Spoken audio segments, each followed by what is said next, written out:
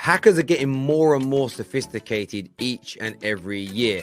And if you're not careful, they're going to give you a miserable time on the internet. Are you doing everything you can to protect yourself online? NordVPN software allows me to safely browse the internet without being traced. NordVPN is now more than just a VPN provider. They have introduced threat protection, giving you even more comprehensive security against cyber threats. It blocks trackers, it stops malicious ads, and it steers you away from harmful websites and files. Enjoy a safer and more private internet.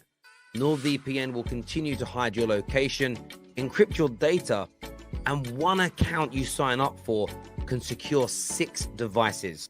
You can sign up to NordVPN now risk-free on a 2-year plan plus 4 months free. Just go to nordvpn.com/football terrace and give yourself real peace of mind when online. What we can even do is give you a 30-day money-back guarantee. So get yourself signed up now and enjoy the rest of the NordVPN Top 6 show.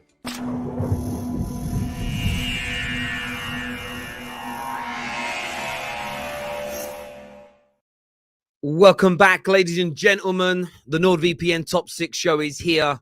It's going to be heated. North London Derby preview, Manchester Derby preview, plus a lot more. I've got a brilliant panel for you today. First of all, kind of a bit neutral today to all the conversations. Man like Tom Little is in the house with us, ready and waiting to go.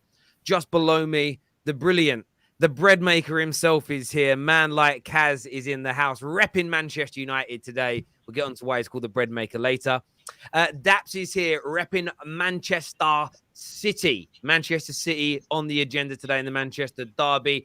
And for the big one, for the North London Derby, my fellow Gooner. Oh no, I've let the cat out of the bag. It's man like Egal ready to go. And repping the NordVPN jumper along with me today as well. Of course, Kaz is doing it. Man like Patrick is in the house. How's everyone doing? How's everyone feeling? Feeling good, feeling ready. How you guys doing? Yeah, I'm good. I'm sure everyone else is. Kaz looks like he's eating some of that bread that he cooked. Looks like he's doing it. He looks like he is. Patrick looks confused. What's going on, Patrick? No, I was waiting for Kaz to talk, but he's on mute. So I was listening. Oh, there you go. I've unmuted him. Go on, mate. Yeah. So, yeah, obviously, I just made a fresh loaf. Literally finished about 10, 15 minutes ago. It's nice, warm bread, and with just melted butter on it. It's sensational. And you lot thought I was joking. No, I believed you. I believe you. He looks like a bread maker. He looks like that kind of guy. Making that bread, pink hat and all that. You know what I mean? There we go. Viewers, I need you to smash the like button for us today. But as we said at the top of the show, we are sponsored by NordVPN. Okay. Now, yes, it's great for cybersecurity. Yes, it protects your details and your data, and you shouldn't be on the internet without it. But there are some massive benefits to it as well. And the first one I'm going to tell you about today, now this is key. So when it comes to football, I did a little bit of research. 3 o'clock games you can't see in the UK, plus the combination of Sky Sports and BT Sports to watch all the live matches is about £60 to £65 per month, whether you have HD turned on or not. What you can do with a NordVPN provider is you can do one or two options. You can do what I've just done and sign up to NBC and Peacock streaming from the United States of America, combined total of $14.99 per month for every single Premier League game. You'll never miss one, including 3 o'clock kickoffs. $14.99. That is actually £14.99 right now as well, to be fair. But that's how much it will cost you via you need to obviously use the VPN providers, switch your account across, but it's impeccable. So that's saving me a massive £45 per month, over £500 a year saving just to see the games. And I get to see the 3 o'clock games as well. 110% legal via your VPN provider. No more dodgy streams, no more piracy, no more opportunities for some of those dodgy accounts to hack into your computer system as well. So make sure you sign up to your NordVPN provider, our provider and our sponsors today. Links in the description, or scan the QR code above my head. Get yourselves signed up for that. Plus, we've got another big money saver for you with NordVPN a little bit later on in the show that we'll tell you about as well. Now, we want to jump into the start of the show.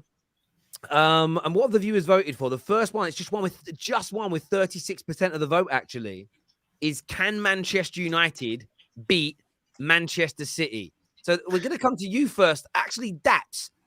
Well, I was going to say something. Go on. You said the big, and this is one of the conversations I think is which derby is bigger. Yes. Yeah? Yes. Well, there you go. The vote confirmed. No, this used to be a United channel, so there's always going to be more United. Oh, of fans. course. Yeah, convenient. Yeah. Anyway, it is What what do it you is, mean? know. What do you mean? Terry's an Arsenal supporter. It's clearly an Arsenal channel.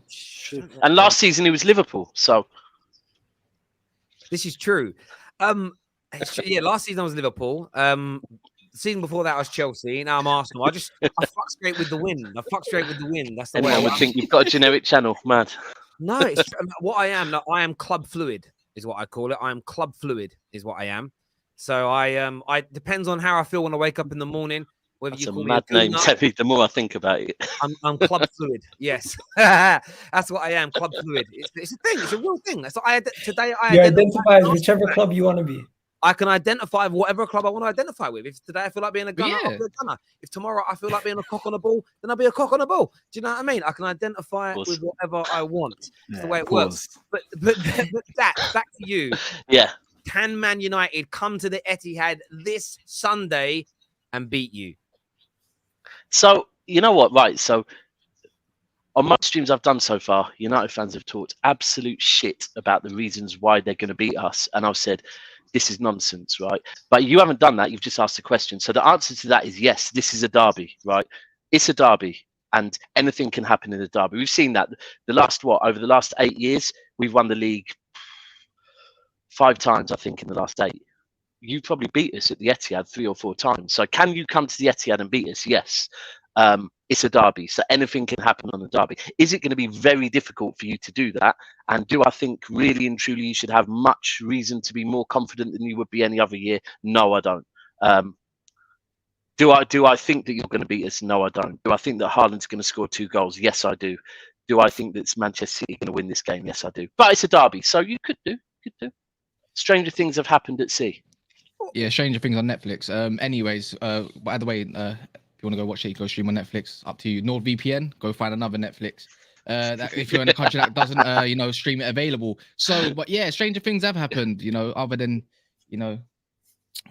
Ollie gonna Solskjaer having Pep's number, bit weird, but it don't mean nothing, does it? At the end of the day, it don't mean nothing. But to the city, but it does mean something. It means something to the city. It means something to the fans. And I said we can definitely go there and get a point. I came with chest on the 12th man many times. The point, so not win. Actually, when I say many, the question was win. You can come and get a point. Yeah, we can. I think we're gonna get a point, but it doesn't mean I don't think we can get a win. I suspect that we can definitely get a draw, definitely. But at the same time, it doesn't mean I don't think that we can't get a win. Huh? You want to play this game? We can roll with this game. I don't mind. We go all day long. All right, cool. Let's go then. But I'm just saying, on the 12th man, I've dealt with Egal nicely, officially. Right, Egal? You remember that 3-1 that you said, but we end up beating you 3-1? I love that. Anyways, long story short, Jerry James came on and talked about the Liverpool game. What did I say? 1-0, 2-1, Terry, I think I said. Dealt with him too. The same way I'm going to deal with Daps. So come on, Cass, you generally don't deal with me, bro. So, we do this regular. We can do this. So, come on. Yeah, we can do this. We done it yesterday and never a foul. We'll do it again. But I'm just saying, yes, we can do something like on Saturday. Is it Saturday, Sunday? Sorry. So we can come there. I reckon that Ten Hag is not naive like Arteta a little bit when he comes to Old Trafford, think he can play the way he did. I feel like he'll adapt to it a little bit. Yes, we might sit a little bit deep, but that's more the reason why we can go to City at the Etihad and go get I think a draw or a W, because Marcus Rashford's in the form of his life. To come and play Ollie football. Ultimately, is what you're telling me. A little bit, yes, but with more combination plays, yeah. I think we can definitely do some more combinations. I like everyone that's they like to talk about your midfield and everything, but at the same time, the man that's obviously on form, you got to watch out for Christian Eriksen and Bruno's killer pass. And I don't like Bruno, by the way. You know this. I say this all the time, but on a break, in a counter-attacking system, it's dangerous. Man United are one of the most dangerous teams in the league when it comes to counter-attacking at the moment, alongside Spurs, which is probably the most dangerous counter-attacking team at the moment. But I just feel like teams have set up at City and they can get goals. It's not like you ain't leaking goals. So for me, this is the reason why I feel like we can definitely get a result at City. And obviously, as a City fan for yourself, you have every single reason to say we're going to smash Man United 3-0. The way you play, the way you set up, the way you concede. We will concede. We'll concede. Yeah, no, I'm just saying there's goals there for there's goals to take. And as Ty said correctly as well, if we get past the first 20 minutes of the game, I don't see why we can't take the game to City and go get Take it to us. Take it to us. Yes. So when I say take it, I don't mean the football. No longer the counter. Take it to us. That's what you think. After 20 minutes, you know No, what? when I say, forget this sitting back. We're going to take it to City, and we're going to. That's no. But when I take it and go get a goal, taking can also mean counter-attacking. We're taking the counter-attack to your goal. That's what I'm saying. Okay, then there we go. That's what I'm saying. The only point I want to touch on from that is we all sort of understand that if United are going to get anything out of that game, it's going to be through the counter attack. You're going to be catching City out when they push the fullbacks on, whatever they do, and you'll counteract the space. You're not going to get many opportunities, I don't think so. Why would you go Bruno over an Eriksen and a 10, who's much more consistent with his final balls? Bruno probably offers a little bit more individually in terms of getting into the box late, maybe giving you another option for a cutback or something. But if you're going to have limited opportunities to counter-attack, you might have 3 or 4 opportunities in the game. How many of them times is Bruno Fernandes going to waste the ball before it gets into the flow of the counter-attack? If I was Ten Hag, I'd be having Eriksen and the 10 and maybe Casemiro and McTominay together just to ensure that you've got more consistent final balls. No, I hear you. That's what I'm saying. I'm never really a big fan of Bruno, because of this situation. But no one can deny when it comes to counter-attack and getting you a match winner, even doing nothing in a game, Bruno Fernandes can get you over that line when it is these type of games. He's done it before at the Etihad, if I'm correct. So he don't mean he can't do it again. So it's just what I'm saying. He set up Martial nicely once upon a time against City too. He done nothing in the game. Man United don't offer another. The thing is, we can put, let's say, Eriksen, McTominay, Casemiro play a bit more defensive, or you can play, I don't know, a lot of people would scream for Van der Beek. I was one of them, and even though he's injured now, and have a more pretty midfield. But at the same time, if you're going to play a pretty midfield against City's midfield, you're going to lose the battle every single time. Yeah. So you have to pick and choose. Something that Bruno Fernandes has done very well, and no one can deny this season, is he's refined his game a little bit. If you watched it, and he's actually played some definite killer balls when we needed it, to Marcus Rashford specifically and to Sancho. In fairness, he's always done that. It's just people like you that love Paul Pogba didn't like him. Let's have it right. He's always done that, Bruno Fernandes. Oh, sorry, Minerals FC. I was going to say that as well. Let's have it right. Johnny Minerals. No. Let's have it right. Do you know what I mean? I'm thinking more of what's his name from Football Factory. I love Paul Pogba as well, but Bruno's always been this player. That ball he played to put Rashford through on goal against Arsenal, that outside of the foot, he's done it. I think he has about 7 or 8 assists for Man United by doing that. There was one for Ronaldo as well. Because very similar one for Ronaldo last year. He can't use his other foot in that situation. But same with Cancelo, bro. Cancelo does the same thing. If you can't use your left, learn to use the outside of your right. More dominant foot. It's not like it's something impressive. You know what? I actually think his second pass was better. I think his pass for the third pass goal was sorry to interject, Abs. Go on. I'm not suggesting that because he used the outer edge of his foot that makes it better. I'm saying Bruno Fernandes has been playing these dead balls in, these deaf balls in, these brilliant passes in since he's been here. This isn't like a new thing that Bruno has developed this season, this new skill. I want to ask a question though about Man City. Do Man City have a weakness this year? I've seen a lot of people in the last 24 hours talk about, with Haaland in the team, they're less dominant on the ball. That way, now there are ways to get at Manchester City in the way Newcastle did, the way Crystal Palace did. What do you say, Patrick? Are there going to be openings for Man United to be able to get something out of this game, in your opinion? Or do you feel that Man City will just be too strong for them? Obviously, Man City are the favourites, and they are really they're the best team in the league. But I was surprised that all you guys are talking about the counter. You can get at Man. I think Man United have enough quality to actually play a passing game and play a possession-based game with someone like Eriksen on the ball. Obviously, Casemiro kind of shoring up the back. They do have enough quality to actually get at Manchester City. Whether they do that or not is a different thing.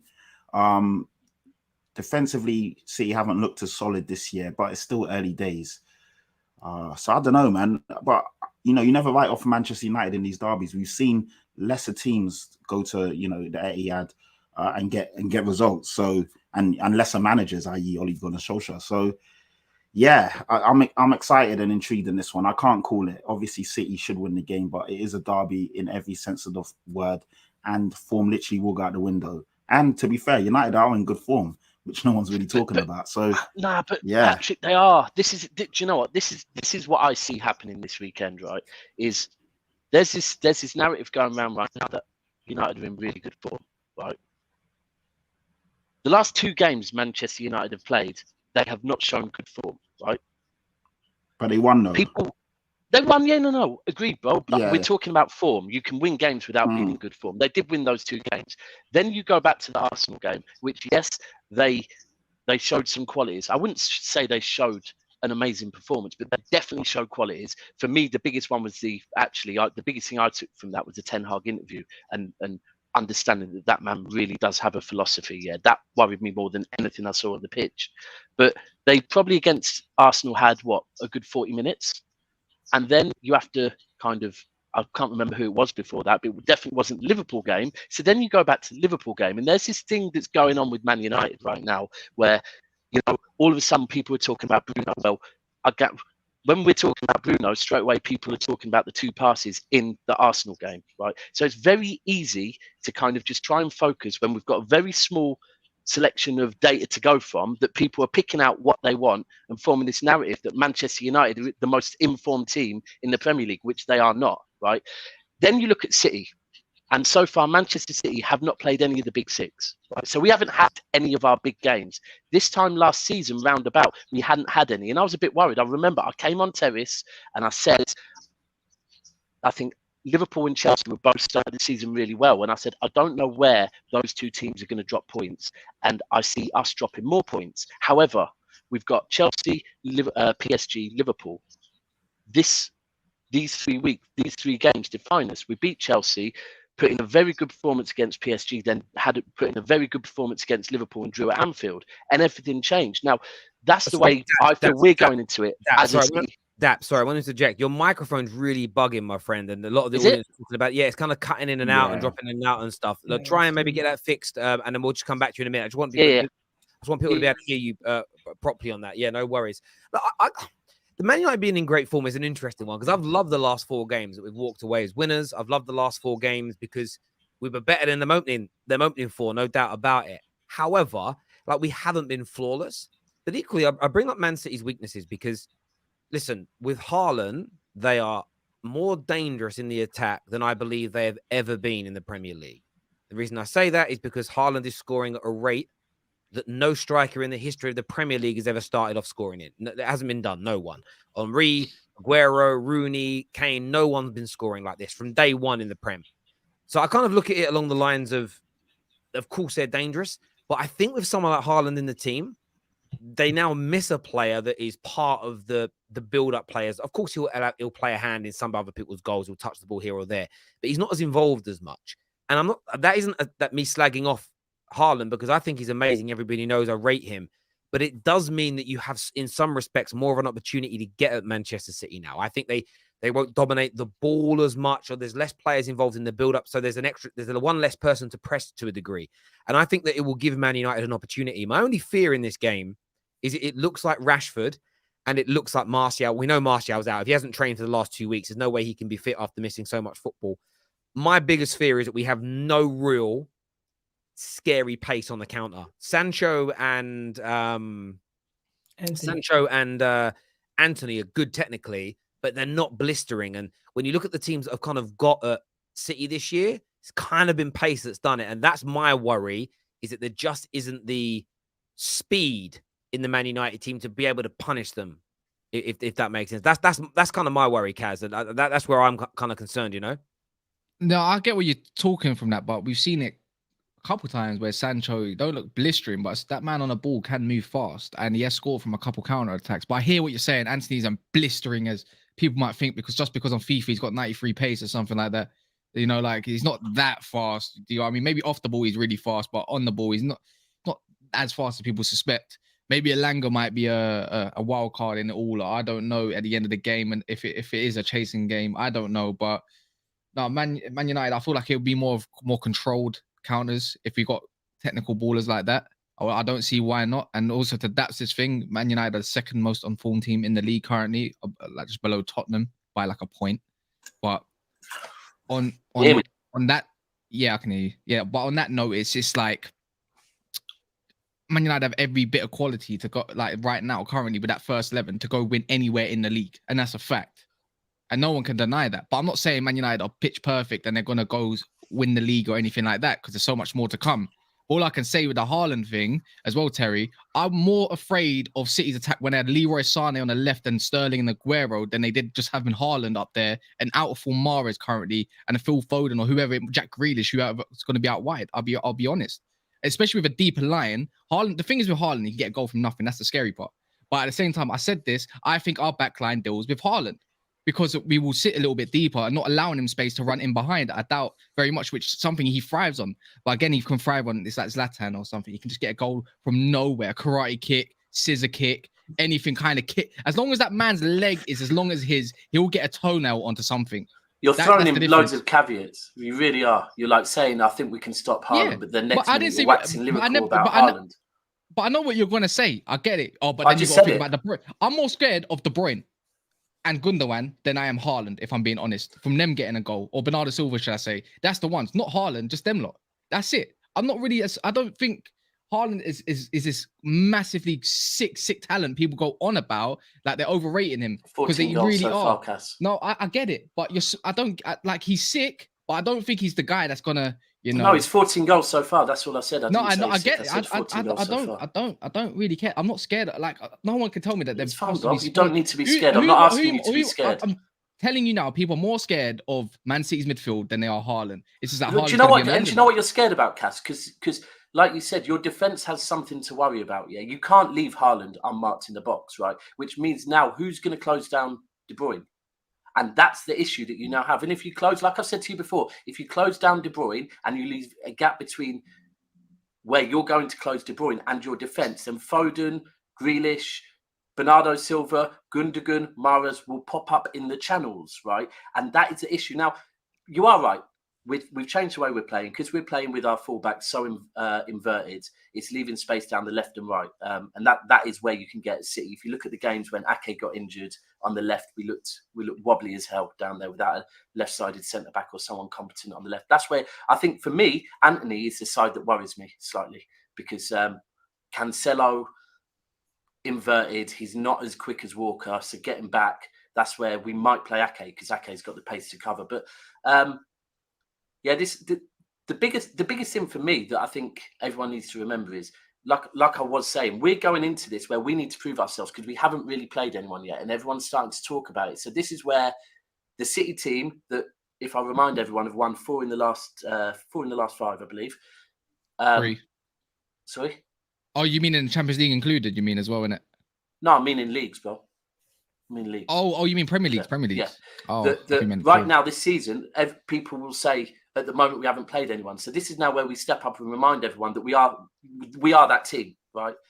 And what a perfect time to do it. This is where we need to start moving up the gears, and a derby's perfect for it.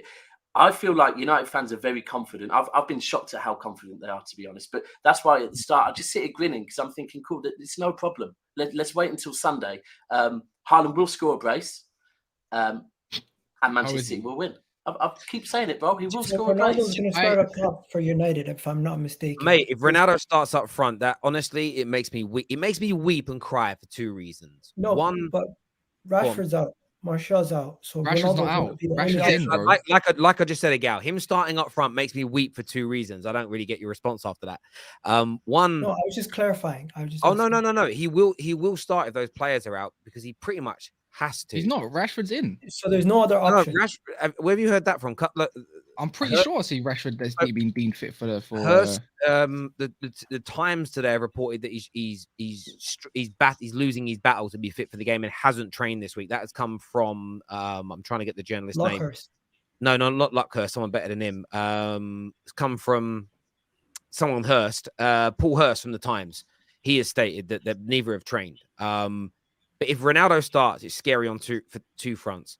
We lose pace on the counter because he isn't quick anymore. We have no explosive pace through the middle because Ronaldo over the first 5 yards was one of the best footballers I've ever seen. Now, I don't even think he beat Maguire over 5 yards. I think he's become that slow. and on top of so he isn't ready to play. And then the second reason it makes me cry is because I don't like seeing. Have you ever seen like I don't know if any of you like watch boxing. When Ricky Hatton came back out of retirement and got beat by a bang average fighter, it upset me because he is so much better than the guy that beat him in his pomp. And I look at Ronaldo now, and he's performing at like a Danny Ings level. And I wish he just retired. I wish he retired. It's like Hay when he fought Bellew, and the it's second like fight Hay against versus Bellew, and he was on the ropes. And I don't like Hay, but in that fight, I felt sorry for him because he was like, you know what, man, I don't want to see someone that was a good boxer go out like this. It's not nice. No, it's absolutely right, and I think that's one of the reasons that will impact this. But I wanted to go back to something you said, Kaz. See, the way you detailed Haaland is exactly why I'm petrified of him, because Martinez can keep him quiet all game, pocket him all game. It takes that one little moment, and Haaland's the type of player that has an attitude of keep me quiet for 94 minutes. If you give me a chance in the 95th, I'm taking it, and that's my fear with this guy. He is an absolute apex predator in that box, and I don't remember the last time the Premier League had a finisher as good as him in the box. Like I can't remember. Van Nistelrooy maybe. Like Van Persie maybe. Yeah, I mean, I put him above all of them. I think it's not even that he's going to like do anything fantastic off his own back. He's not going to pick up the ball and take it 30 yards, do two people and score. It's the fact that all these chances that City have had over the past couple of years, where it's flashed across the face of goal and someone's just slid in and missed it, they're not happening now because there's some 6'4" Norwegian bloke with the back post tapping at home and then doing some mad thing with his arm running away. That's the worry now. These games where you were looking at City going, they're going to drop points because they just cannot score today. That's not happening now. Bayern Munich in the Champions League was a perfect example. Bayern Munich in the Champions League really was that example. And also the Forest game where we scored the hat. Crystal Palace. It was Crystal Palace for me. Yeah. Last season you lose that game 2-0. You did lose that game 2-0. You created the same chances, but you just had no one there to score them. This time he popped up at the back post twice. That's the big worry. This is the thing. When people say, you know, before he's gone on the 14 goal, I was saying this after maybe 3-4 games that the things that he's been brought in to do, he is doing. We were shit at penalties. He's calmly putting penalties away. One-on-one, Sterling was overthinking it, passing, shooting, and I don't know, trying to take it round the keeper all in one and ending up falling over. Now Haaland's easily, you know, scoring in one-on-ones. Again, in the Champions League against Bayern, we were bad. But Haaland goes and scores and saves us. And he's doing everything that we need, which is... And the one thing that's making me laugh a little bit at the moment is people are starting to say, you know, if Haaland gets injured, what's going to happen with City? Because I'm not really seeing... People remember City of the last 4 years, okay? It's not like we've sold all of our team to get Haaland. So if need be, and Haaland was to get injured, it's not like we can't revert back. I always said that I wanted a striker that could come in that actually would sometimes hold bench for us to play. Because you're right, this game, the last season, both games we played with a false nine, and we were very dominant in the centre of midfield. We actually sat back and just were very calm and slow in our build-up. So I do get what you're saying. This game would suit us playing the false nine, but the difference is that if we play the false nine and it doesn't work, we don't have Haaland up top that will just get a goal out of nothing. And that's the difference. I mean, look, I'm confident going into this. I know United fans are confident going into this, which is good because when we win on Sunday, people are going to instantly give City the props and there's not going to be any of this talk of, you know, City haven't been performing too well. And then people will start saying we're not in maybe the fourth gear. So I get that. It's good. It's going to be an interesting one indeed. We're going to do score predictions in a moment, but I wanted to bring to everybody's attention again another one of the key benefits from our title sponsors today, NordVPN. We mentioned earlier, just for the price of one beer a month, that you can use NordVPN to get much cheaper streaming capabilities with the Premier League via either the Zone from Spain or the NBC and Peacock streaming versions from the United States of America. You can save around £45 per month and get access to the 3 o'clock games just by switching your VPN to one of those countries and buying their products as opposed to the UK versions. But there's also something else that's really important for matchday fans as well. And seriously, you can save money on hotels and flights by using NordVPN, particularly with hotels and airlines. A lot of those networks track where you are location-wise, the country you're in, and the supposed wealth of that country. What they also do is they check if you're a repeat visitor.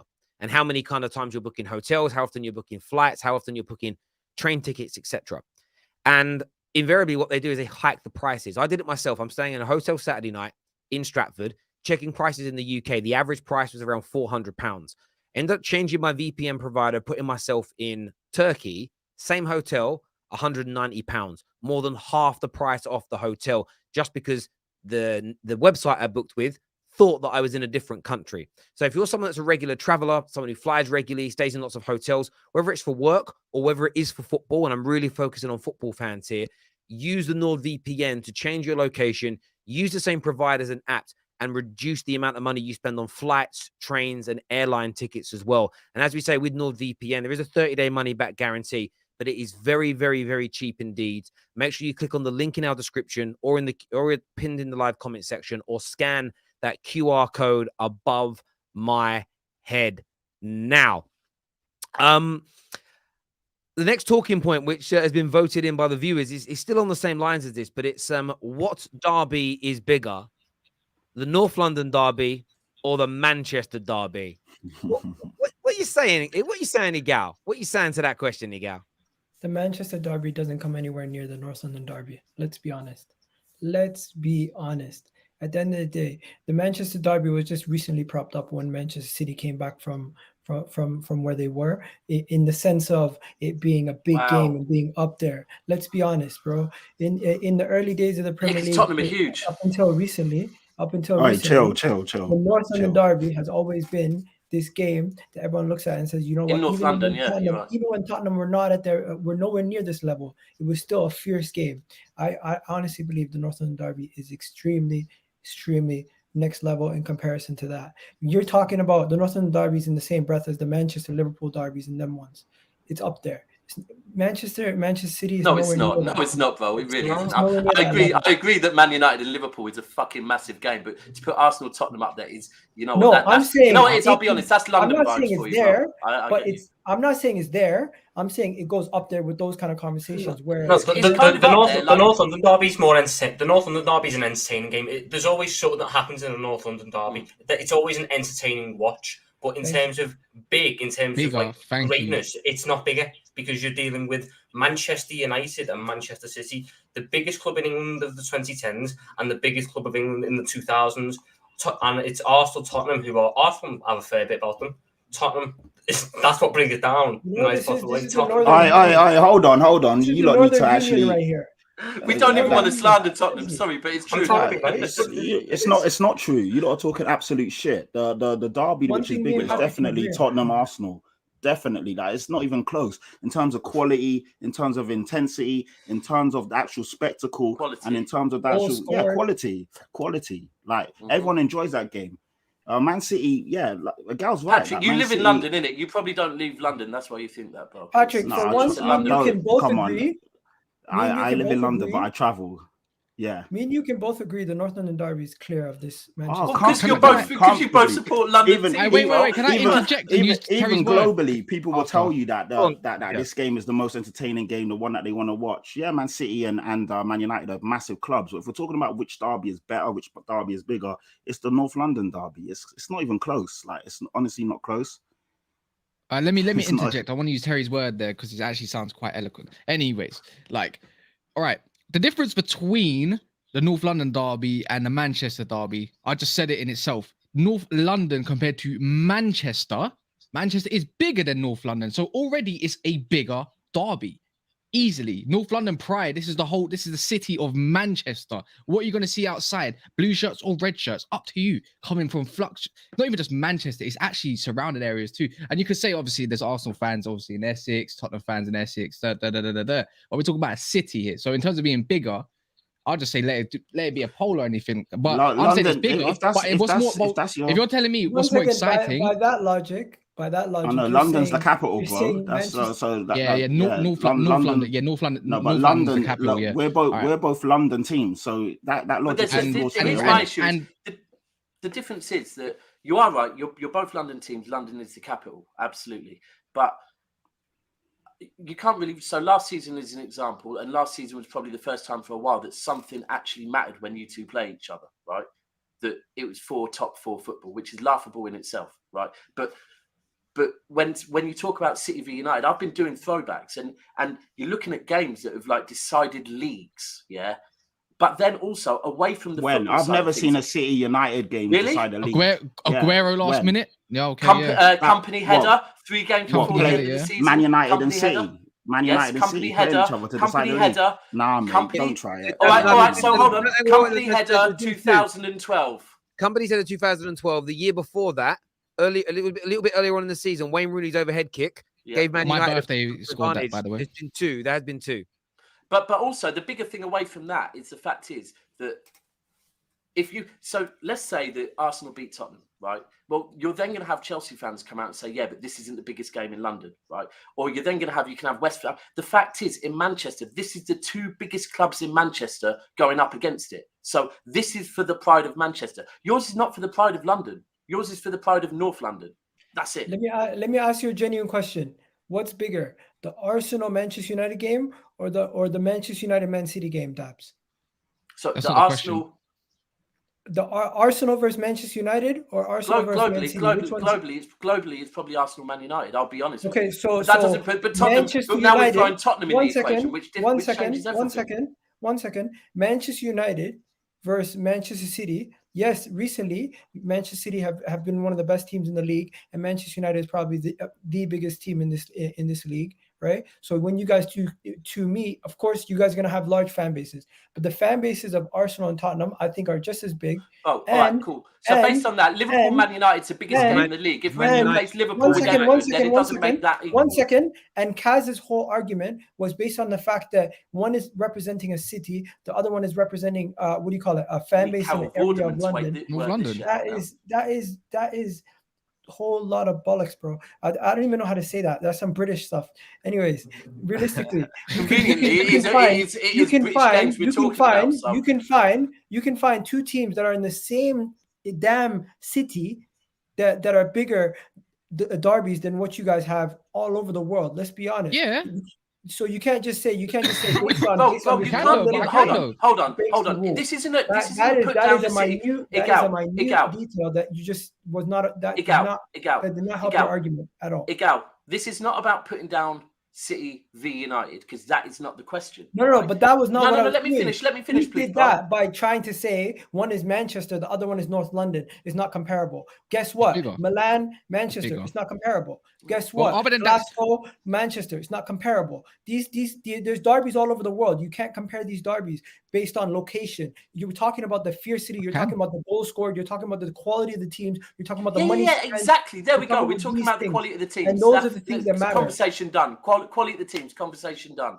And also, I would like to say as well, Manchester Derby is definitely bigger. As Daps said as well, they 2012, 2011, Rooney scored a bicycle kick on my birthday, best present ever, and whatnot. But I would like to say as well, the North London Derby is far more exciting, but it's not bigger. I'd agree with that. Because if you want to talk about club sizes, sorry, Daps, because you can compare Man City and Tottenham, but in the last 10 years, I guarantee there's been more flux of Man City fans than there have been Tottenham fans. Facts. Man United also won a trophy. Man United also won a Premier League before Tottenham and Arsenal, more recently than Tottenham and Arsenal as well. What was the initial question that Terry asked? Just so we can be clear. I just think what is bigger. I think what's interesting about it is this. I think I mean this with respect to Man City, because for whatever reason, especially online, they don't have as big a fan base as Arsenal. I don't know about Tottenham, but I know as Man United and Arsenal, it's not as big. And Man United haven't been relevant in terms of title contention. We've not been looked at as one of the best teams in Europe for a decade now. I kind of get why, in terms of bigger, in terms of everybody's anticipation, the kind of build up to it. I would say in recent years, Arsenal and Tottenham has been bigger in that sense, because Arsenal and Spurs have been a lot closer. Spurs have been finishing in front of them regularly. Spurs have been basically been the best Spurs team league-wise for 50, 60 years. Arsenal have been on the slide, so there's been a lot more competitiveness. When it was Arsenal Spurs in the 90s and the noughties, it was only really big for Tottenham, and Arsenal just used it as an opportunity just to laugh at them a little bit. That's how it felt growing up, and it wasn't. I don't think it was as big a game. I think if Man United got back to challenging for titles and Man City were involved in those title races as well, the Manchester Derby would become a bigger game. in the back end of Fergie's career, those Manchester derbies were massive. I just feel like they have waned a little bit. Ironically, the two biggest games in the Premier League aren't even derbies. It's Man United versus Liverpool and Man United versus Arsenal. Those are the biggest two games. They're the first two games I look for on the calendar every single year, and then I look at the Manchester derby. So they're definitely Harry, big. do you know it's not disrespectful when you say that other clubs are bigger than City? There's this narrative that's going around that it is disrespectful to say that City was a small team. It really isn't disrespectful, you know. That it's perfectly fine to call us. No, a I know it. When I say I mean no disrespect for it, I'm not sending shots. I'm just speaking facts. Yeah. It really is. It's going to take City time to catch up with the size of the global fan base. It's a natural thing, you know. It just takes a long time to do. Yeah, go on, mate. 100% agree with you there. And the fact that the North London derby was not that big, a couple of, what are you saying? Like 20 years ago? No, if you went back 10 years and you run this poll, the Manchester derby would win the vote, because the Manchester derby went for a period from about they weren't challenging for the title straight away. When we got back to the league. When City got that money, until Fergie retired, those Manchester derbies were like huge because of it's always about the story. If Spurs were a mid-table team and there were no real thought to Arsenal outside of the weeks you play them, you wouldn't look at the North London derby as big, because most Gooners I grew up with, the big game was Man United. Then the big game was against Chelsea, because those were teams you were competing against. The reason the North London derby's become bigger is because of the local rivalry and the fact that you're now competing against them toe for toe for where you are in the league. And I think when you add those two things, it's why the Liverpool and City rivalry is so disappointing, because it should be far more venomous than it really is. But it isn't. It's like two old friends, you know what I mean, meeting. It's kind of weird. It doesn't feel like it to me, I'm not going to lie. But it doesn't matter what time you look at it, whatever time scale you look at it, this does change. I agree with you. This does change. But at this moment in time, the two are not comparable, because Manchester United have dipped and Manchester City have gone to a level where it's like they've gone to a ridiculous level of football, where the two teams, it's a lot closer and the games are more unpredictable and they're more entertaining. So that's why I'd agree with that to an element, you know, because now, Egal, I think you're about what derby's more important. Like the North London derby's more important because that's going to have more of an effect on who finishes where. No, I'm more or less looking at it from a viewer's point of view. What derby are they more? So then that's more entertaining. I have it like separate. The North London derby is, in my opinion, the most entertaining derby in the Premier League. I always think there's something going to happen in the North London derby that doesn't make it bigger. I think the biggest derby. Was the question bigger or better? Bigger. It was bigger. So go based off bigger out of North London derby, which is Tottenham Arsenal, two great teams, or the current Premier League holders and the record Premier League holders. It's that one. It is Manchester United, Manchester City. That's just how I see it. Let's try your point is irrelevant as well, bro. Your point is irrelevant because you want to talk about league form as well, but you finished 8th, bro, twice in a row. Because you were talking about league in terms of close teams that are close to each other in the table. You want to talk about recent, you're top of the league and Tottenham are below you, yeah? But you want to talk about recent form where Man United have been, where Man City have been, so it's not as big. You did say that. Manchester City. No. Points-wise, you take the average points between Manchester City and Arsenal. Nah, bro. I'm not having Manchester City and Manchester United, and Arsenal and Tottenham. I bet you any money that Arsenal and Tottenham's points difference is a lot closer to Manchester City and Manchester United. Yeah, because you two are average clubs, bro. Miles clear of Manchester United. It's not even an insult. They've just been so much better than you guys. Where Tottenham and Arsenal, guess what? Our league difference might be a lot, but guess what? Our league position difference is not that much. Lord, points. Strike me now, my brother. Wow. Hold on. Egal, by that logic, Crystal Palace Brighton's a massive derby because that's not what I was saying. That's not what I was saying. One second. Before you confuse two things for one, what I'm saying, what I was rebuttaling was his point where, you finished 8th. That means nothing. Guess what? We might finish 8th. Tottenham might finish 4th, but our points difference is still closer than you finishing 2nd and Manchester United finishing 1st. So it's a points thing. So now it's gone from league table to you points. Brought up league table. Okay. I brought up quality. You said okay. The difference between Arsenal. A few moments later. The difference between Arsenal and Tottenham, yeah, you're always near each other. The only game you look forward to see who's got a better season is you two beating each other. That's the difference in quality, for one. Two, you might have average. No. And to be fair, no, I'm not allowing. No. Because you man want to trigger me, I'm going to trigger you right now. I haven't said anything. I've been chilling. I've been chilling. You know, to be no. We're talking about a derby. You know you're going to get slapped, but at the same time, Arsenal Tottenham, we know it's a close game. We know at the end of the day, both two teams, the margin difference in quality is not as big as the margin difference in Manchester United and Manchester City. Since the turn of the new decade, let's be real, bro. We haven't done that. And Manchester United have not been nowhere near. On Man United getting slapped, how many times have you won at White Hart Lane in the last 4 seasons in the Prem? That's what I'm saying. It's close in quality. We don't win many games. Yeah, because you two are average. They don't win many games. I'm making a point. I'm making a point here. Hang on, I'm making a point. You're saying I can't even make 2 points without somebody interrupting me. I'm trying to keep it on the point I'm making. So you said United are going to get slapped. That's why Kaz is being salty. Man United have won 3 of their last 4 visits to the Etihad. Right. How many? So to say we're just going to get slapped this weekend is it's so mad. It's just a mad statement. Okay. First of all, it's not mad to say you're going to get slapped. Terry, if you're going to pull up a gal, if you're going to pull up a gal, pull up Kaz as well. Kaz is out here calling us average teams and this and that. I've been chilling. I ain't said nothing. No, I'm just catching bare strays. On that note, I'm talking. Come on, Arsenal ain't an average team. No. We're talking about recent history. We're talking about recent history. Yeah, your teams are good, right? Don't get me wrong. Right now, I like Tottenham. I like Arsenal the way they're playing as well. But at the same time, I'm talking. Yeah, you're right. But what's it called? You're right. You caught me. You caught me. But what's it called? I'm just saying, you want to talk about league form first of all, Egal, yeah, where you are in the league. I never talked about league form. Get it straight, bro. I talked about quality of the two teams, and I'm not going to let you lie about me. How do you skid, man? Relax, bro. Relax, fam. You lie about me on the stream. Relax, Aki. Relax. You're lying, bro. Aki, you're triggered. Aki. Don't lie about me. Listen to what I said before you speak about me. Okay, or maybe it was somebody else. Then does that make you happy, then, Egal? No, I wasn't somebody else. You keep saying it was me, so stop lying. Okay. Well, anyways, long story short, the points difference in gap, or you want to talk league position gap? Then you man have finished 8th in the last 2 seasons compared to Tottenham, wherever they were. Stop. You're about to talk. Relax. Anyways, Man United last 2 seasons ago, we finished 2nd? Who cares? It was close to 1st. Points difference was massive. We're talking about bigger games, bro. We're not in a scale which is a bigger derby. Yeah. You want to talk about quality gap? I'm not being funny. In the last couple seasons or so, the Tottenham ain't done so well, have they? Let's be honest. And they're doing better now.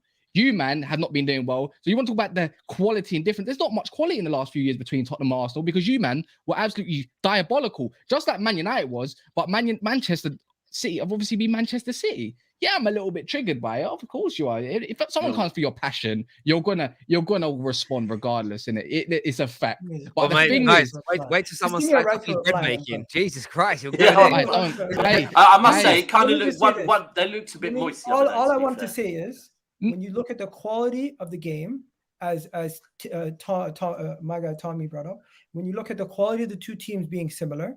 When you look at the fan bases and the size of the fan base and the heated rivalry based on location, as you guys also have, similar situation, all of those things, recently, this has been the bigger derby. If you go back, as Terry said, 10 years, Manchester City was a bigger derby at that time. But at this case in point right now, the North London derby is the bigger, the more entertaining, and the more impactful at this moment in time. Where Manchester United, I want to go to some of these super chats. First one, this is a weird one. It says North London population 1 million, Manchester's population 500k. Manchester's population is 2.7 million. I don't know. I've seen a lot of people say it's 500,000. Manchester as a city has a population around 2.7 million. But thank you for the super chat. Is Man United versus Arsenal a bigger game than Liverpool versus City?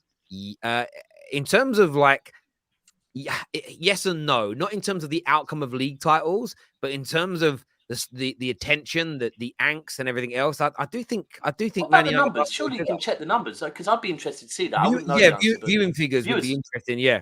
The Manchester derby has the highest global viewers. So that's an interesting one. So that maybe that the bunks even my point. There we go. But I think that is probably because United globally is so big, and everyone globally knows that City are generally the most dominant team. I would hazard a guess that Man United versus Bournemouth might get as many views as some of the big derbies in England because of globally because of Man United size. Yeah, 100%. But that is still relevant to it, right? If we're talking that, the size of Man United is relevant to it. No, I totally agree, mate. There are Man United fans that would prefer City to win the league than Liverpool. There are some Arsenal fans that would prefer losing than the league than Spurs winning the Champions League. The fan hate for each other has to matter, and I agree with you. I agree with you on that. I would say this though, it's like you're comparing when it comes. Man United's biggest rivals are Liverpool, and that's because of how many years. Manchester City spent in obscurity, but I do hear you on that. It's a really, really good point raised there in that super chat, my friend. The Manchester derby is better as both teams are from Manchester. The North London, one team is from North London, the other one is from South London. Well, I actually think that makes the North London derby funny. I talked to a Gooner friend of mine who didn't believe me when I said you're actually a South London team originally, and I'm like, why do you think you're called Arsenal? Like Arsenal that is in Woolwich. Like Arsenal Woolwich, yep. Go back to Woolwich, Arsenal, man. It's true. Woolwich. That's home. Manchester City already a bigger club than United. From JP there. Again, just because City and United have quality doesn't mean they are rivals. PSG and Marseille, Milan derby, even Newcastle, Sunderland are more of a rivalry. That's a waste of a super chat. But all right, so go to Manchester and say that to anyone in Manchester. Trust me, it's a fucking rivalry. Mate, do you know the rivalry? Do you know how the rivalry is? I was living and working in Manchester from the early noughties to the mid noughties, so before the money. There was obviously a lot of City fans there. There's a myth that there's no Reds in Manchester. It's about 50-50. It's 50-50. It's about 50-50. But this is how mad the rivalry is. I worked at Phones for You. Man City fans would not take a contract out on Vodafone. They wouldn't. Oh, because of the sponsor. They wouldn't do it. They would not do it. Like it was crazy. The school, like people wouldn't do like certain. I remember speaking to a dad up there. And he goes, "I won't dress up as Santa Claus for my kids because it's red and white." It's red. Yeah. Like so, the rivalry is deep. It is deep when you live there and you see it. Can the City fan please let people finish talking, please? Is what he said. Manners. I swear, I haven't been the worst for that. I haven't been the worst for that this show. I don't care. Go back and watch it. I haven't been the worst this show. I am often, but not this one. That was clear. That was clearly an Arsenal fan. Man United fans want City to win the league over Liverpool every time. Yeah, but you know why that is? It's because we don't want Liverpool catching our numbers. And I think that equally, if it was City versus Liverpool in a Champions League final, we'd prefer City to win because for the same reason, because Liverpool have already got 6. We don't want them getting 7 or 8. That there's reasons for that. It's kind of it's a little bit like when you vote off the strongest league on the weakest league. It's tactical. If Ronaldo starts, the only attack that United fans will see on Sunday is Terry's attack on the Glazers post game. I see Spurs smashing Arsenal 3-0. We'll get onto that a little bit later. Everyone should be terrified of Haaland. I am. Jose and Oli Ball will beat Pep and Mikel this season. Is what Lacazette has got to say there. And fish are friends, not food. Roy's not with us today, but thank you very much. Does that mean something? Yeah, they say that Roy looks like the shark from Nemo. Oh, I thought that was some sort of Eric Cantona type quote. Yeah. The question was which one was bigger, not which one is entertaining. One derby determines champions, the other one determines 4th place. Levels to this is what Joshua is such a dead super chat. That doesn't like. But he's not wrong, is he? Manchester derby is not determined titles. Like in the last couple of years, I've not seen that as a title decider. Like, where are you getting this narrative from? What 2-12? That's come on, man. Come on. Where's yours? When did yours decide? When did yours ever decide? And guys, I do get that, but I do want to move on to the North London derby because there's lots to talk about within this. Kulusevski maybe being injured. I've heard rumors that Romero might be out injured as well. Of course, Emil Smith Rowe is out again, but I don't think Arsenal fans really care anymore because he's never around. Like he's not about anymore. So there's a few injuries going into this game. How are you feeling, Egal? You were very confident on Monday, but it's a few days away now, less than 48 hours away, 36 hours or so until the game kicks off. what you're saying, my friend, you're confident that you're ready to smash, you're ready to beat Tottenham come Sunday, come Saturday? I'm a lot more confident knowing that Thomas Partey is going to be there, ready to go. And this whole thing, I'm not gonna lie, I'm a little nervous, but it's a derby. Of course, you're gonna have a little bit of nerves, but I'm very confident in my team. I'm very positive going into it, and I'm optimistic that we're gonna get all 3 points. And at worst, Tottenham are not leaving with 3 points. I'll tell you that. They're never leaving with 3 points. At worst, we get a draw. Yeah, I mean, I'll take a draw all day long. Listen, I'm excited for this game.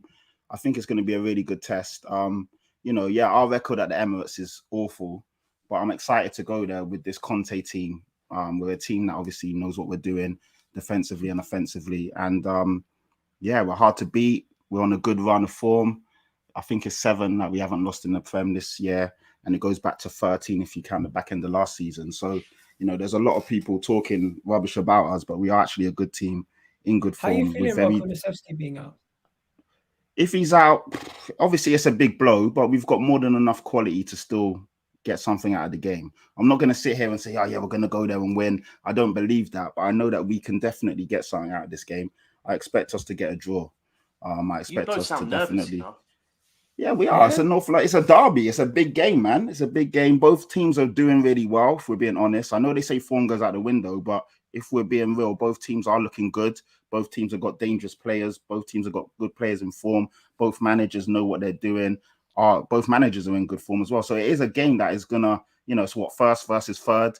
So it's quite a tight game already so early on in the season. So of course, I'm always nervous. North London derby. I love these games and I hate these games at the same time. It's a weird one. Like just before kickoff, you're just mad nervous. Do you know what I mean? Just fuck. My nerves come in the morning. No, Patrick, you know what I was thinking? I was thinking if you guys concede early, the game's over for you guys because Tottenham struggle. I don't know about that. Tottenham struggle at the Emirates, and it's a thing where it's like if you guys don't show up in the first 20 minutes, you lost the game. Because like there's this thing where you guys grow into games. You can't grow into games in a North London derby when the crowd's on you, when everything's going against you. At the Emirates, you know how hostile it can get when you're in those derbies or big games nowadays. Now. I'm not gonna lie. I was at the last game. I seen you guys under Nuno. You didn't know what you guys were doing. Yeah. But this game, if you don't show up in the first 20, 30 minutes, the game could be over because we've been starting hot right away, jumping on teams, getting 2 goals, sometimes ending games within 20 minutes and just seeing out the rest of the game. Where if you guys do that, and you can't then go on the counter against us. I don't agree because we've been in loads of games where we've not started well and then we grow into the game. Usually I'll be quite nervous if we concede, but these days, not to be cocky, but I know we're always going to get at least come back and have a second wind or a third wind. And conceding first, no team likes to concede first, of course not. But sometimes you need that kick out the arse to actually push you into second and third gear. So I'm not too worried about conceding first. Obviously, I want to see us actually, play football, like try and take the game to you guys. Don't be naive. You guys will come out 100 miles an hour, all guns blazing. But I think that naivety of this young Arsenal team will also be their downfall. Especially we've seen in the last league game, Arteta making 3 subs at the same time. No, but there's a big difference. What's the difference? What's the difference? This is not La Conga, bro. We got Thomas Partey back in that midfield. Yeah. So what? No Partey is. Yeah. 1 second. Partey's fit. You don't have to worry. He's always meant to be fit, and then he breaks down after 20 minutes or 30 minutes. Or you know what I mean? Like him being fit, it doesn't mean anything. He's available. Is he fit? That's another question. He's available and he's going to be playing. Kaz is laughing because he knows it's true. The amount of times, Partey's fit, and then 10 minutes later, he played against Brentford. He played against Brentford. If you don't know, that doesn't mean anything. Not Brentford, not big scary Brentford. I'm pretty sure. Stay quiet, Cass. Stay quiet. Manchester United, we already know about them. But when it comes to every team in this league has something scary about them. I'm not gonna lie. If Thomas Partey's fit, you guys should be worried because he gives a different element to our control over a game. We now have that person at the back who defensively can stop attacks and also And also when it comes to progressing the ball from the midfield, he then allows Odegaard and Xhaka to go a lot more forward because he's now in that position. Let's be real. If this Tottenham team is going to try to hit us on the counter, Thomas Partey being in that midfield completely negates that, because he's that extra blanket of protection that we didn't have against Manchester United. I get the idea that Thomas Partey on paper would do that, but I don't think it works that way, because it's not like Tottenham counter-attack through the middle. It's not like they have midfielders pushing on and trying to overload the midfield. It's kick it into Harry Kane's feet. How quickly can you kick it to the wingers? And then we're on the counter-attack. There's no time, really, for Thomas Partey to close down a midfielder who's on the ball or close down the striker who's on the ball.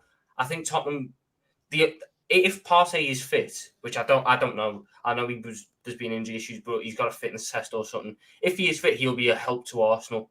But in terms of stopping the counter-attacks, I don't think he's going to necessarily be the be-all, end-all, because I don't think Tottenham necessarily counter-attacked in his channels.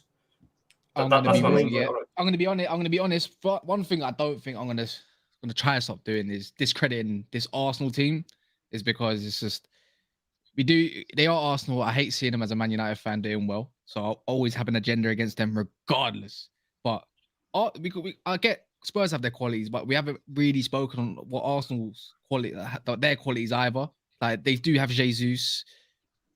You could say Spurs can sometimes they could be suspect to a goal. I think the Leicester game was a bit evident to them. I think Conte would note that down, to be fair as well, that the defense was just not good enough whatsoever. But at the same time, with Arsenal, they smashed Brentford. Like, we're talking about Brentford that's home form, that's wicked. Not just because they beat us, they've been beating a lot of other teams as well at their ground in good fashion. And I feel like Arsenal at this game, remember, this is still a relevant stat that Spurs have only won there once in the last how many years, and I think that is relevant, and I think Spurs will know that as well. I think Conte will be highlighting that to be a bit of extra motivation. And I think, yes, they can hurt them on the counter attack, but at the same time, Arsenal in transition is deadly. Martinelli, Saka, Jesus. I think Odegaard back? I don't know. Fabio. I don't know if he is, but Fabio Vieira. Fabio Vieira, he looks good on transition as well. Like, he's taking his time, letting him come into the team. As soon as he came, against Brentford, he looked wicked. Like, he's already been playing. Sorry, Cass, how was this deadly team in transition against you lot? It was different. But I think it was a bit different because this time it was, you could say they were missing Partey, but at the same time they had the Emirates as well. I agree with that. I think that's a massive. So because they had the Emirates, and I feel like Arteta will learn. I think you said it yourself, Daps, lots of times. He won't do it again. He won't play the same way naive when it comes to away game. No, but I'm talking about for me, it was more the substitutions. I'm just thinking, like you're saying about how deadly Arsenal are in transition. Like, there's a lot of words being used that I'm just kind of questioning. Deadly in transition, Arsenal. I'm sorry, I'm not having Arsenal as deadly in transition yet. Egal's saying that there's certain players, there's a player for every team that everyone should fear, and then saying Partey. For me, I'm thinking, what the fuck? Who's fearing Partey? Thank you. Okay. Come on, man. I get what you're saying, but you can't say. You need to use the right words. You can't say fear and then say Partey, bro. Like, I fear going to my godkid's party more than I fear Thomas. Like, to be honest with you, the guy's always injured. Man used his first name. Like, it's mad that you said that. Yeah, okay, first of all, no, go ahead. Do you think? Yeah, no, I was going to say, I fear Martinelli running at players because he's scary. He can go either way and he's deadly. Yep. Saka is hit and miss. Sometimes he's good, sometimes he's not. I always highlight that. People think I'm hating. I'm just being real. I'm not sure what If Saka turns out and he's good, he's going to be scary. If I see the Saka that I've been seeing for the last year and a half, it is what it is. I don't really care, to be fair. Jesus is deadly, and the guy is good. He links the play really well. He's obviously a good finisher. Bro, you need a red and white kit, man. No, I'm just an honest fan. Do you know what I mean? So those are the players I fear. Fearing Thomas Partey, a guy that's a mad one to me. I don't think any fan in the league fears Partey. And for you to say that he blankets and stops counters, that's nonsense. You lot will, if Harry Kane gets on the ball and is allowed to turn and play players in, that's going to be scary for you lot. Perisic running at whoever is going to be scary. If Kulu is playing and he's allowed to just play his free game. That's scary. And obviously, Son being in good form now, he scored 5 goals in his last you know what's two scary? games. You know what's That's scary. Martinelli versus Emerson Royal. That's scary for you. One-on-one matchups that can happen across the pitch that would benefit either side. That's scary. Yeah. Like I get it. Kulusevski's not playing. I genuinely believe you don't know. I think that's mind games. I think he'll be all right. I honestly think Kuni will be fine. Okay. So maybe Kulusevski plays. I'll tell you this right now. Kieran Tierney's probably going to start this game. I don't see Zinchenko starting this game, just coming off 2 weeks. You keep doing this. Liverpool's this right now, so why you keep chatting? Anyways, oh wow, you made it out like Kieran Tierney was going to be the difference. No, you're making what? You made it out like Kieran Tierney was this big difference maker because he started left back. No, Kieran Tierney is a big difference from Zinchenko. Zinchenko is somebody who helps us control games in midfield, where Kieran Tierney is a lot better defensively, and he might not be as good on the ball. But let's be real. I'm making a valid point. You're making silly faces, throwing me off. Right, Anyways, he's right. Let me continue. Now, this whole thing about all these guys scary. I was just making a point about Thomas Partey's importance to this Arsenal team. I might have not used the right words, allow me, but hey, my main point was him being missing from that game versus Manchester United, and him being missing from that Tottenham game last year. He's a big difference maker, and his availability has been an issue. But when available, he's one of the best players in his position in this league. And he cannot be something that can be frowned upon. He's actually the difference between Arsenal going to the next level. And that's why we need more depth in that position. Everyone screams out, we need more depth in that position, because we know the drop-off from him to Elneny and Lokonga is very, very different. He's just that big of a difference maker for us. I just want to say about this game. Like, obviously, I did my preview yesterday. I don't know how many people have. I haven't seen it. Like, I kind of agree with a lot of what Egal's saying. And I don't say that very often on the terrace, but I do agree with a lot of what Egal's saying. I think Arsenal, they are scary. Everyone knows I think Arsenal are scary this year. They're scoring goals. They're keeping clean sheets. They're not like Spurs concede far more opportunities on their goal, far more shots on goal, even with Antonio Conte, who is, we know, this master at keeping other teams out. Lloris has had a brilliant season. Some of the saves that he has made have been excellent. And a little bit like City, and to a degree, a little bit like Arsenal, Spurs haven't really played anybody yet. They played Chelsea, and how they walked away with a point from that game, I said it at the time, they should have had a Mardi Gras. They should have been holding house parties, because that was daylight robbery, right? Chelsea away, West Ham away. Those are not tough fixtures, no? West Ham away, to be fair. Okay, hang on, guys. Hang on. Let me respond to that. Like, the Chelsea battered you. How you got away with a point, no one will ever know. Listen, we walked out there with something. Like, no, you did. You should know. No, I'm not discrediting the result. I'm talking performance. West Ham have been dog poo this year. This year, West Ham have not been a hard team to play. The point is that in a lot of your games, good quality finishers up front would have punished you. So that's why I predicted a 3-1 victory for Arsenal, because I just think, I can't wait. This is I think a 3-1 victory, because they have got Jesus, they have got Saka, they have got Martinelli. If you afford them the same space that you afforded Leicester, that you afforded Nottingham Forest, that you afforded Chelsea as examples, that you afforded Sporting Lisbon, if you give them all that Arsenal, that kind of space and time that you've done in the majority of the games you've played this year, Arsenal will punish Tottenham, especially at the Emirates, a stadium where you got battered by a lesser Arsenal team last year, and a ground that you haven't won in with a very rubbish manager last year. Let's not. Okay, cool. We played with Nuno, and also the whole thing. 12 years, bruv. 12 years. The whole thing about Tom was in his dad's ball sack back then, bro. The record is poor, but obviously records are there to be broken. Records are there to be, dusted. Whatever it is. Even the whole First, your team needs to show up. Who? Tottenham, because they don't show up in these derbies. We'll show up, man. Don't worry about that. And even and to be fair, even if we don't, does it really matter? Like, in terms of the whole magnitude of the league and this and that, Tottenham win at home, you lot win away. It is what it is. At the end of the day, it's one game, innit? So sometimes people overdo these derbies. It's not a free hit, because there is pride and everything like that on the line. Don't get me wrong. But if we lose on Saturday, it's not the end of the world. And obviously we'll be disheartened, we'll be upset. But it's not the end of the world. You just bounce back and you go again the next game. Do you know what I mean? It's one game. But what I'm trying to say is that even people saying that we concede a lot of chances.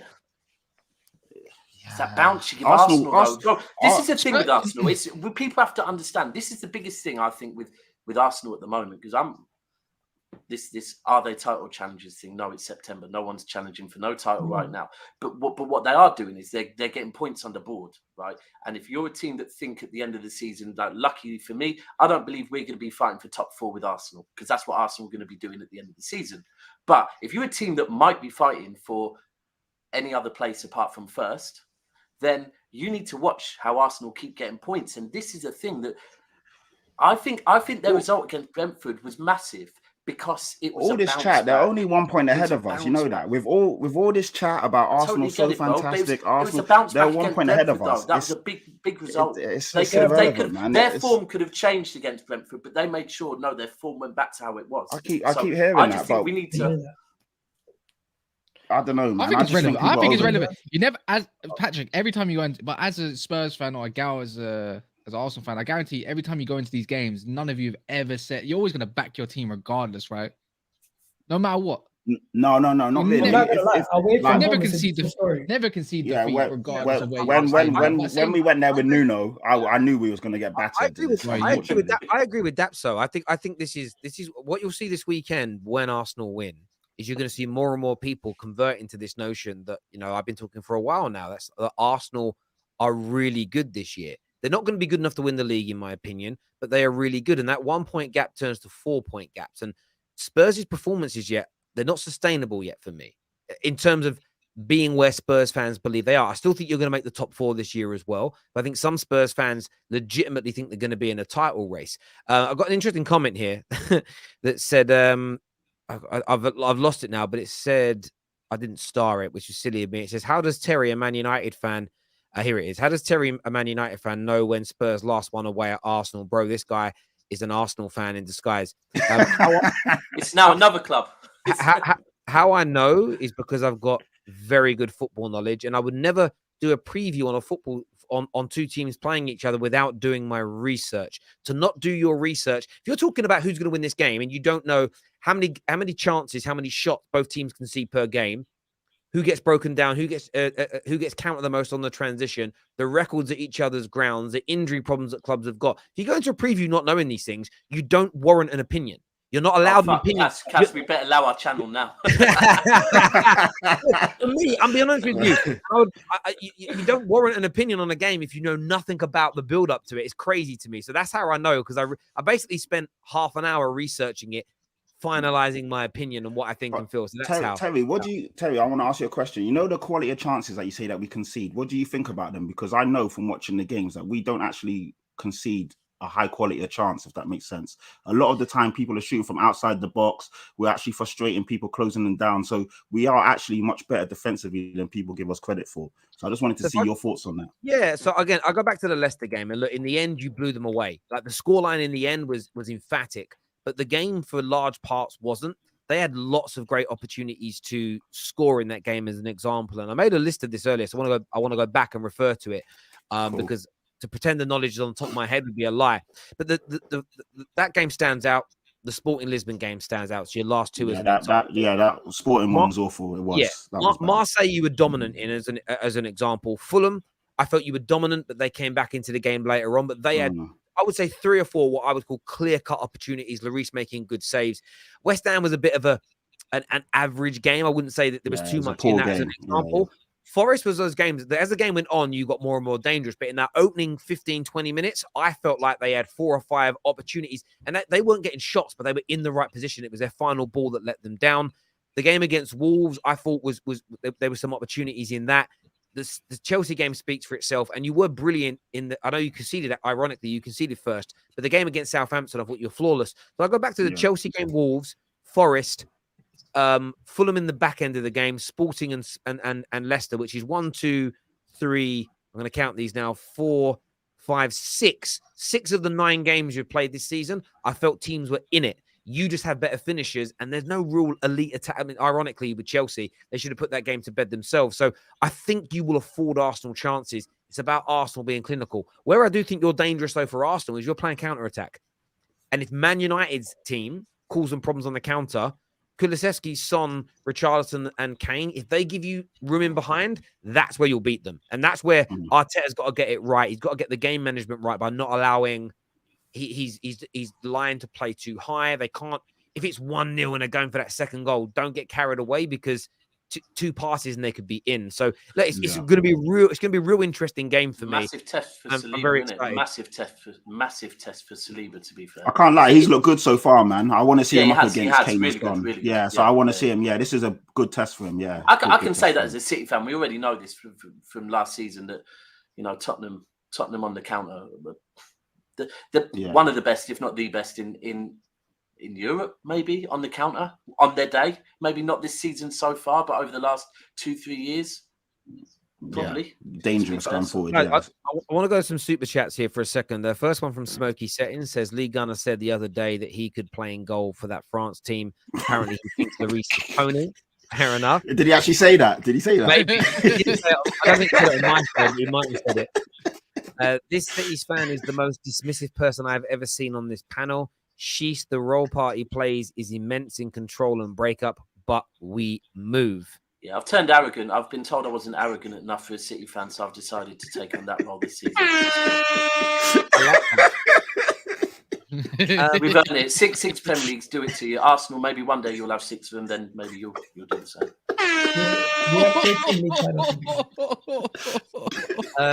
Patrick, Chelsea and Tottenham. Chelsea and Tottenham are the biggest going. Have been going on for decades. Always scraps going on. Remember the battle at the bridge with Costa. The most entertaining is what Baba says. Yeah, on and off. Like sometimes the Chelsea games are electric, but there's times when they're a bit, you know what I mean? Where Tottenham Arsenal is definitely. Sorry, Kaz, go on. Is that the one where Matic? Was that a game where it was mad when it was like 4-2 or something? And Matic or somebody scored Wanyama scored an absolute screamer. Yeah, that was a match. I loved about that. Just before he scored, have you ever seen the footage of Harry Redknapp was screaming, saying, "You're too far forward, get back!" And he scored, and he didn't celebrate Harry. He gave him this dirty look. Still, I loved it. I miss Harry Redknapp as a manager. I take it back about the City fan, is what Igor said. There we go. I take back everything I just said about being. What did he say? Not really. I just missed it back. These are from a little bit earlier, actually. I missed these ones earlier. Terry, you missed my super chat. I didn't see one from you. I only saw one come from you, MM19. Sorry. Do Spurs fans really believe they are a big club? Is what Wickham Special says. I hate this. Of course we do. Of course we do, and we are. Come on, like you're big compared to Brighton. Yeah, they're big. It's all respect. We're big in.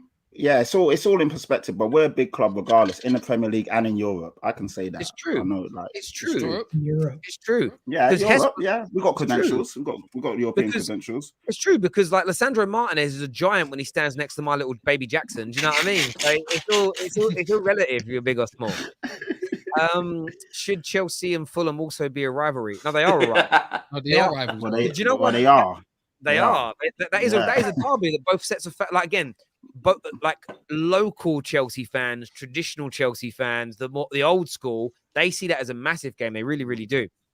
It's not bigger; it's more entertaining. Is what Manjo's got to say. Fair enough. Here, we all come to that conclusion in the end. Terry better hope Arsenal win with all this twerking. It's just an opinion, bro. Terry, who can afford to lose the game? Both can afford to lose it. It's not going to end their seasons, but I think Arsenal winning it is going to give them so much confidence. It's crazy. But I did have a question for you all as well. I'll go to the rivals first. Kaz, who's finishing higher this season, Tottenham or Arsenal? Oh my word. The way Arsenal are playing, I want to say nah, Tottenham. Yeah. Tottenham finishing higher. What about yourselves, Daps? Yeah, it's a very good question because I think Arsenal are going to win tomorrow quite easily, to be fair. I think the Emirates is too much, but I do see Tottenham finishing over a season. The key for me is the manager. I think the manager over 38 games is going to be the difference. So I'd say Tottenham. Unfortunately, I want Arsenal to finish above Tottenham. Let me be clear. I don't want people to think otherwise. But why? Why do you want that though? Just out of curiosity, why? It's Tottenham. You know what, bro? No. You know what it is? Because you know a lot of my close friends are Arsenal fans. But you know what it is? It is. I can't deny that the Arteta, the Zinchenko, and the Jesus thing.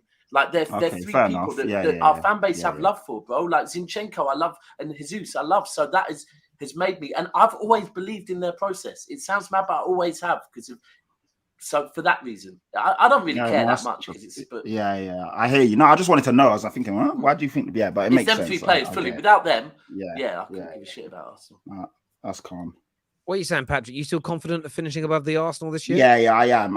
And even though I said it earlier and people was like, he's making excuses. No, I'm just being real. We've gone to the Emirates and lost many a time and still finished above Arsenal. So it's not the be all and end all. It's not like it's, 2 games to go back end of the season where really there's still enough time and enough games to claw it back. Of course, I don't want to lose. I don't want us to get beat. But yeah, over 38 games, Tottenham are finishing above Arsenal. Tom? I think it'll be Tottenham because I think the manager's better over a 38-game season. I also think they'll have less fixture congestion because they'll go out of Europe early. I think Arsenal will go far in the Europa League, and that could hurt them at the back end. Yeah. How about yourself? Tom's right. The question should be who's going to finish higher, Arsenal or Liverpool, right? But anyways, I digress. I digress. Where did that come from? Guys, it's 8 games in. You open a good talk. Do you think, Egal, that you'll finish above? No, I think you should put Liverpool in the conversation with all 3 of us. I'm just joking around, anyways. But when it comes down to that's too much. Methinks when it comes down to all of this, I generally still worry about our squad depth. I generally still worry if we're gonna go and strengthen in January. If you could say to me right now, we're gonna go strengthen in January, we're gonna get a midfielder that can compete with Partey or at least be an adequate replacement, because Elneny's gonna be out for past December at this point. We don't know how long he's gonna be. We don't know how long Elneny's gonna be out for. And Lokonga, he's 2 years away from being ready at this point. Like he's not ready to play as a lone 6 in the Premier League for Arsenal. So if we can go and strengthen a little bit, I think comfortably we get it. But as things are constructed right now, I think Tottenham just edge it. And I hate to say it, but honestly, they just edge it slightly because they have that extra bit of quality. They can rotate players in their front 3 and still get goals. We rotate bar Eddie Nketiah, and Smith Rowe when fit, and Marquinhos, who's not fully, I don't know what he can do in the Premier League yet, but he's looking good in the Europa League. We don't have that level of quality that they do overall. Yeah, I'm still sticking with Arsenal finishing above Tottenham this year, but I made a big claim again. I believe that Arsenal are going to finish about 10 points above Spurs. What? I love Terry now. Are you putting Spurs outside the top 4? Terry, you putting Spurs outside the top 4? No, Spurs coming. I still have Spurs coming 4th, but I think Arsenal second. Yeah. Wow. Liverpool the only team challenging City this season. I don't think anybody's going to challenge you in the end. I think you're going to end up pulling away from everybody. Yeah, I think the same as well. I think the same, but no, I don't have the 10 points. Even I don't see us finishing 10 points above Arsenal. That's a bit mad. Yeah, that's a lot, man. That's mad. I know that it is, and people are like, "Where'd you get this from?" But when I said I thought Arsenal were going to start the season well, win the majority of their opening games, everyone laughed at that as well. And now people are like, "Oh."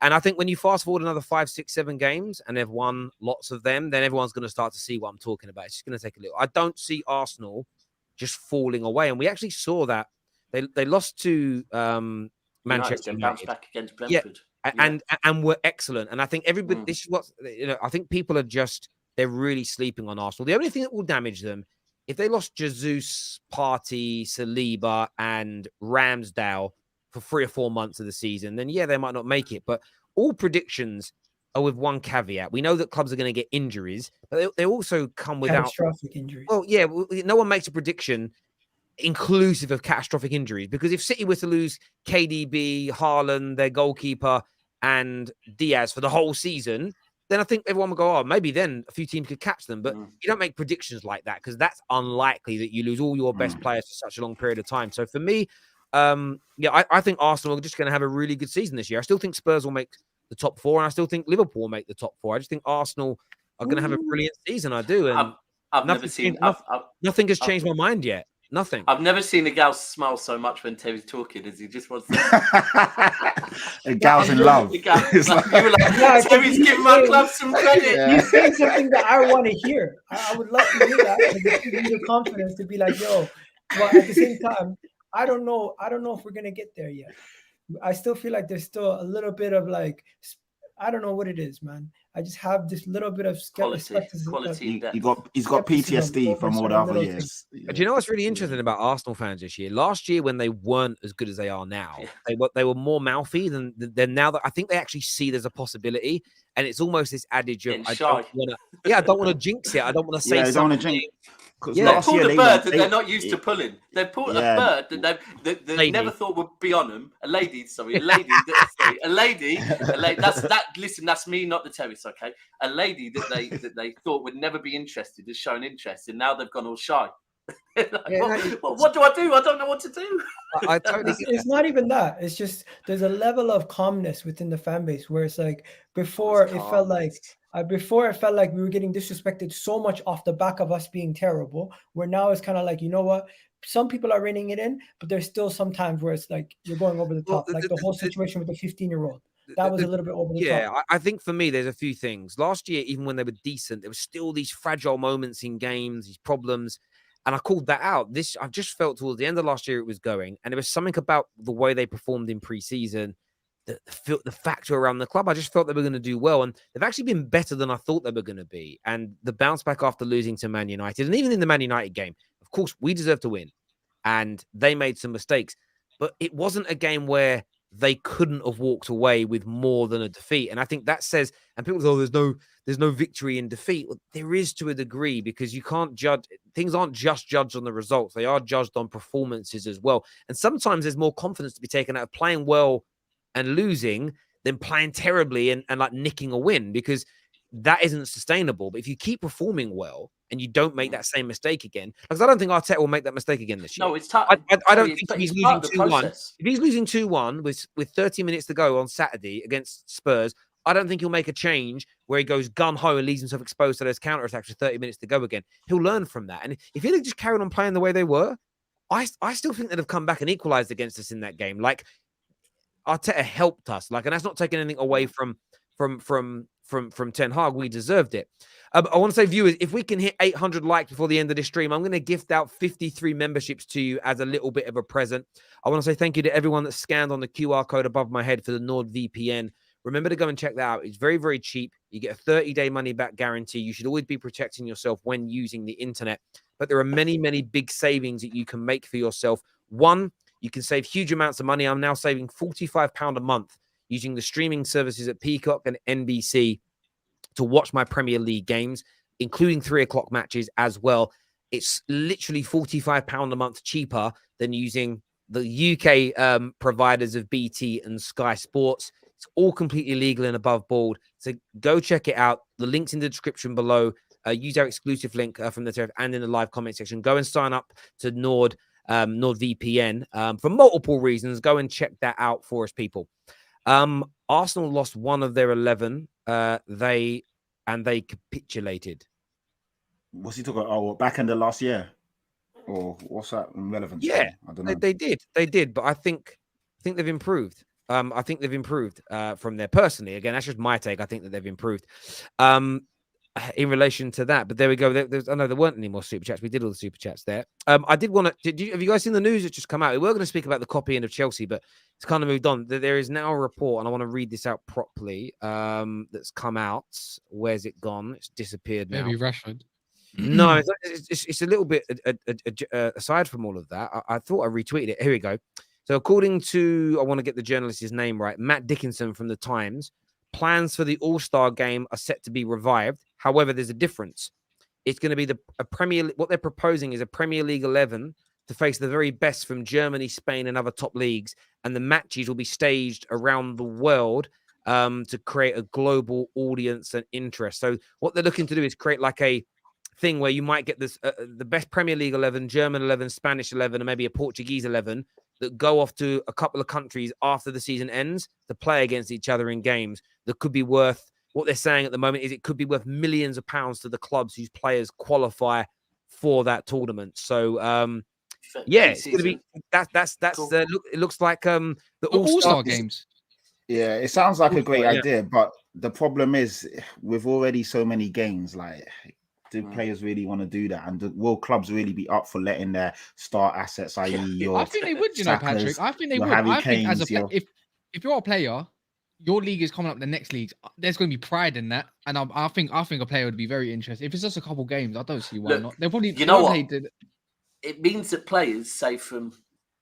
Sorry, you've just said his name, Patrick, so I'm going to use it as an example. Yeah. Please don't see this as disrespect, please. But example, Harry Kane. This will give Harry Kane the opportunity to play alongside the best players from all the other Premier League clubs. No, I'm not going to put win in there, but it gives Harry Kane the opportunity to play alongside, like, for example, I don't know, your Kevin De Bruyne, without joining City, right? Your Salah. And it gives all these players the opportunity to play with the best players from their league and represent the league. Well, you know what?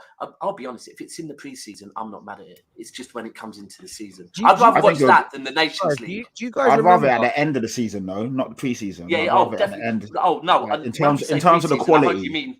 I hope you mean June and not like. Do you guys remember? Do you remember that thing that happened in cricket years ago? Now there was a billionaire, and I forget his name, who put loads of money in for, I think it was an World All-Stars team to play against England, and the team that won, the prize amongst the players was like £25 million. The guy that did it's now in prison for fraud, ironically.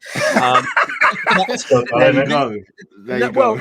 No, not for the. Never trust investors. Hang on, not for the league, but what he did outside of it. But this is where a player would be interested. Let's just say you take 4 of the best all-star teams from across Europe.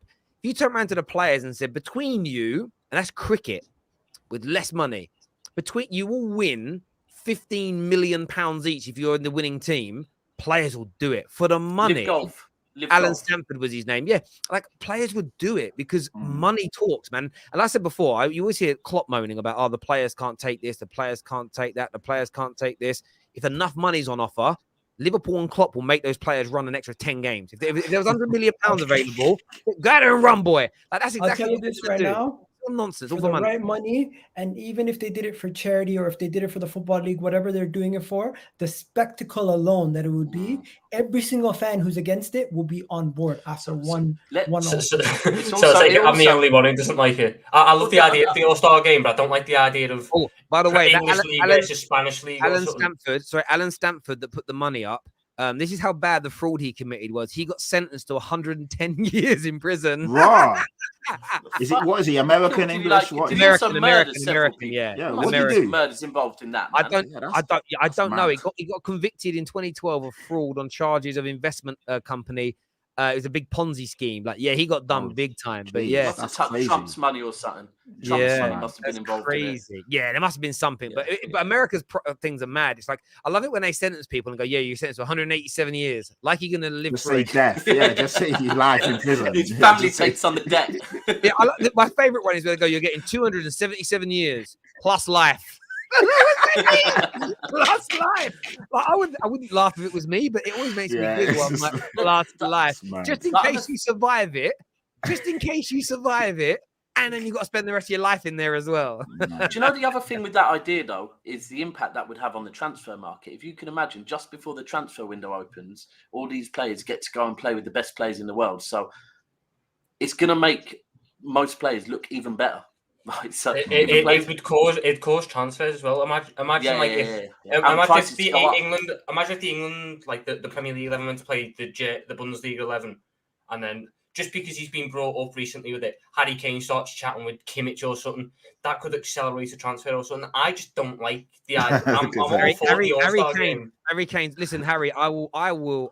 If Harry Kane goes to Bayern Munich, I'm going to celebrate so hard. I want to see my. Why? I want to see the best England striker of a generation win things. I want to see him become a legend. That's what I want. You can do that. You can do that at Tottenham. You can do that at Tottenham. Yeah, maybe you will. Listen, people, I appreciate you all tuning in and having your say today. We're about to go off and record the 12th man. It's coming out this weekend. Neeks versus Big Steve on the football terrace. So that's juicy. Very excited about those. And we've got George versus Jess live 12th man tomorrow evening for you. So that's going to be an interesting one as well. So make sure you're all tuning in for that. Before you leave, hit like buttons. As I said, go and get yourself signed up to NordVPN. Very, very important that you do that. It truly, truly is. Gentlemen, I really do appreciate you all coming on and having your say. Until next time, take care. Goodbye. God bless. And we'll see you all again soon. Thank you. Come on.